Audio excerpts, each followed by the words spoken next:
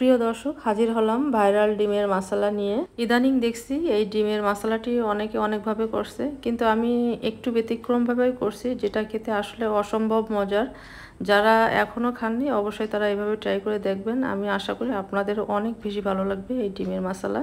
ডিম মশলা বানানোর জন্য চুলায় একটা হাঁড়ি বসিয়ে দিয়েছি ডিম সেদ্ধ করার জন্য। এখন দিয়ে দিব হচ্ছে ডিমগুলো।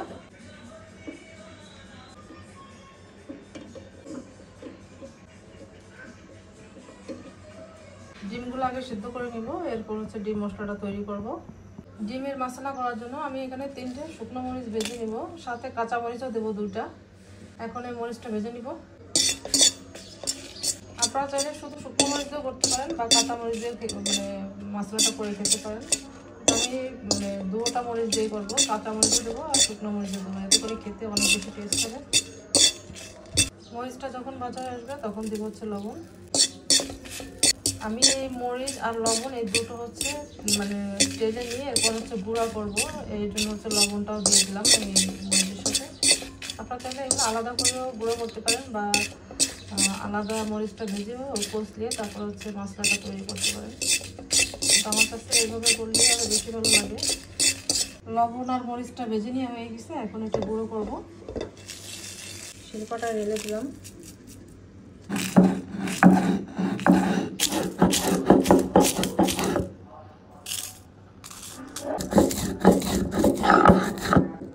এই মরিচটা একেবারে মিহি করে নেব না, একটু আস্তে আস্তেও থাকবে, আধা ভাঙা করে নেব।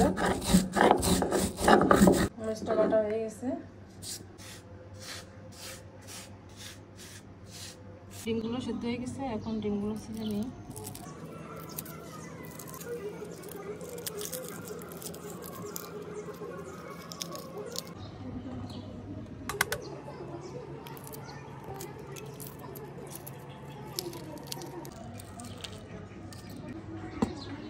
ডিম মশলা বানানোর জন্য এখানে নিচে হচ্ছে তেঁতুল, এখন এর ভিতরে দিব হচ্ছে মরিচ আর হচ্ছে পেঁয়াজ, দিব হচ্ছে লেবু,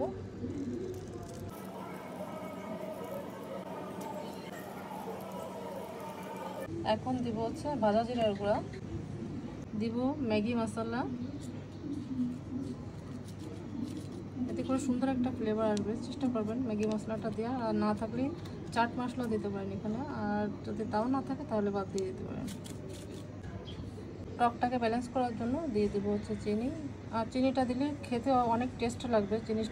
চিনিটা দেওয়ার চেষ্টা করবেন, চিনিটা না দিলে কিন্তু খেতে ভালো লাগবে না।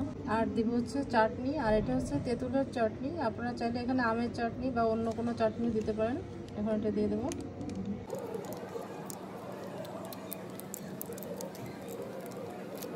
আমি এখানে 2টো চাটনি ব্যবহার করলাম, 2টোর ফুল দেবো না, একটা দিয়েছি আর একটার অর্ধেক দিয়ে দিলাম। এখন এগুলো সব ভালো করে মিশিয়ে নেব। এই ডিম মশলাটা একবার যেভাবে বানাই খাবে সে আমার মনে হয় যে রেগুলারই খাবে, এতই টেস্ট এই ডিম মশলাটা খেতে। এগুলো সব মাখানো হয়ে গেছে, এখন হচ্ছে এগুলো ডিমের ভিতরে ভরে দেবো। আর তেঁতুলের যে বিচিটা এটা দেবো না, এগুলো আলাদা করে রাখবো, কারণ তেঁতুলের বিচি তো আসলে খাওয়া যাবে না। এটা তো সব কিছু বেরোয়ে গেছে, তেঁতুলের গায়ে যেগুলো ছিল কাঠটা সব বেরোয়ে গেছে, আর বিচিটা আলাদা আলাদা করে রেখে দেবো। এখন ডিমের মশলাটা তৈরি করে নিব। আগে ডিমগুলো কেটে নিব মাঝখান থেকে। ডিম একটা কেটে নিয়েছি, আর এইভাবে সবগুলো কেটে নিব। আগে ডিমগুলো কেটে নিই, তারপর হচ্ছে এই মশলাগুলো দিয়ে দেবো এর ভিতরে।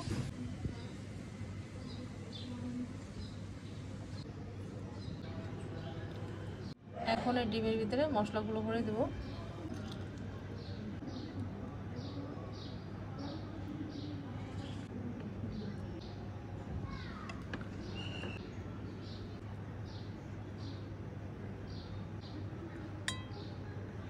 কেমন হলো আজকে ডিম মশলার রেসিপিটি?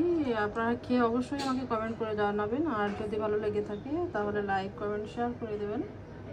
আবারও দেখা হচ্ছে অন্য কোনো রেসিপিতে। সে পর্যন্ত সবাই ভালো থাকুন, সুস্থ থাকুন। আল্লাহ হাফেজ।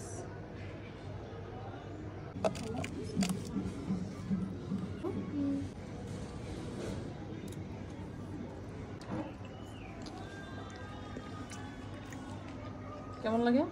মজা। মজা।